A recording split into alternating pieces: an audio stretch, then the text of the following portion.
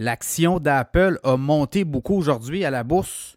Ceux qui suivent le titre d'Apple, ben, le titre a monté de quasiment 4 là, 9,95 de hausse, 262,24 à la fermeture des marchés boursiers. À la bourse Nasdaq, qu'est-ce qui s'est passé? Ben, il y a eu des données, notamment sur les ventes de iPhone. Apple a lancé son nouveau iPhone 17 début septembre. En fait, c'était quelque part dans le mois de septembre. Et là, on a eu les données de vente pour les 10 premiers jours de vente où on a mis en disponibilité le iPhone 17 par rapport au iPhone 16 de la semaine dernière. Et c'est 14 de hausse de vente sur le territoire américain et la Chine. C'est Counterpoint Research qui tient des données là-dessus. Donc, ça a fait comme bondir les spéculations parce qu'on dit que si c'est des très bons chiffres, ben ça va être quand même là, pour le trimestre du temps des fêtes, ça va être très bon pour Apple. Et on pense que là, il pourrait avoir un momentum. On ne pense pas, on croit. Les analystes. Et là, c'est Loop Capital qui a, à la suite de ces données-là, a décidé de réviser à la hausse ses cibles sur le titre de Apple. On a une cible maintenant de 315 $. On était à 226 $ la hausse. Ben, la cible, le titre d'Apple, on le rappelle aujourd'hui, là, quand même monté de 9,95 $ à 262,24 $.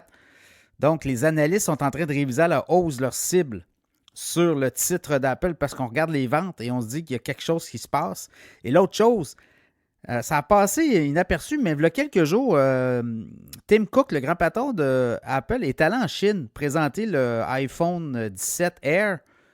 Et ça a été un succès sur toute la ligne, même qu'on dit qu'on a vendu là, tous les appareils qui avaient disponibles et ça a créé vraiment un buzz. Donc, là-dessus, on va voir là, la suite des choses, mais on dit que ça a comme... C'est dans le South China Morning Post qu'on a rapporté ça. Et pour la Chine, ben, il y aurait un momentum pour Apple aussi. Donc, voyez-vous là, Evercore aussi, qui s'attendent à des fortes hausses aussi sur les earnings. Et Apple va faire connaître la semaine prochaine ses résultats financiers du dernier trimestre. Mais les résultats du trimestre là, de juillet ou septembre. Mais pour le mois de juin, si on regarde un peu ce que ça avait donné, quand même, c'était assez fort. Là. Je regarde 94,04 milliards de revenus sur 3 mois, revenus nets. C'est quand même 23,43. Donc, taux de rentabilité net, là, 24,9. C'est quasiment 25 de taux de rentabilité là, pour Apple. C'est quand même assez important comme marge bénéficiaire nette. Donc, on dit là, on va avoir des résultats aussi là, pour Apple pour leurs derniers 3 mois, là, juillet ou septembre. Ça va tomber la semaine prochaine. Et on s'attend à des fortes hausses de vente aussi. Parce qu'on avait sorti quand même l'iPhone à fin septembre. En septembre, après la sortie officielle ou la présentation officielle. Donc, on va quand même avoir pour les mois de octobre, novembre, décembre, les 3 derniers mois de l'année aussi. Donc, Apple a surveillé, titre qu'on avait parlé dans l'infolette financière, il y a peut-être 3 semaines, un mois, en disant que c'est un titre qui pourrait rebondir. Évidemment, toute l'histoire de l'intelligence artificielle, Apple est en retard là-dessus. Et là, on pourrait avoir des grosses annonces. On dit qu'il pourrait y avoir des ententes avec Google, Gemini, d'autres gros joueurs. Apple pourrait annoncer une grosse transaction aussi là-dedans.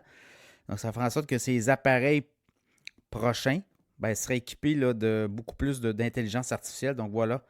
Apple, le titre rebondit quand même de façon importante. Et là, je regarde les cibles des analystes. Vous avez du 310, Loop Capital.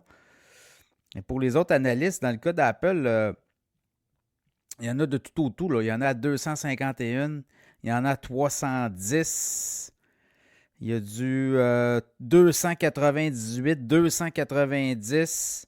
Dan Ives de Webbush parlait, lui, de 310.